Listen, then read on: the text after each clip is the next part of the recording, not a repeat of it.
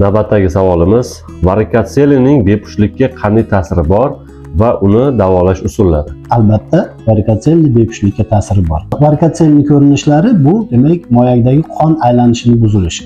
Moyakda qon aylanishining buzilishini hisobiga albattaki moyakning o'zida bir nechta o'zgarishlar ketadi va bu o'zgarishlar urug'ning sifatiga juda ham yomon salbiy ta'sir ko'rsatishi mumkin. Bora-bora moyak o'z razmeri bo'yicha sekin kichrayib boradi va spermatogenezda qatnashmay qo'yadi. Mana shu bu asosiy sabablardan biri bo'lishi mumkin. Demak, buni davolash usullari nimadan iborat? Davolash usullari ko'p holatlarda dori-darmon bilan ham davolash mumkin degan fikrlar ham yo'q emas. Lekin bu butun dunyoda dori-darmon bilan davolanmaydi. Bu faqatgina jarrohlik yo'li bilan amalga oshiriladi.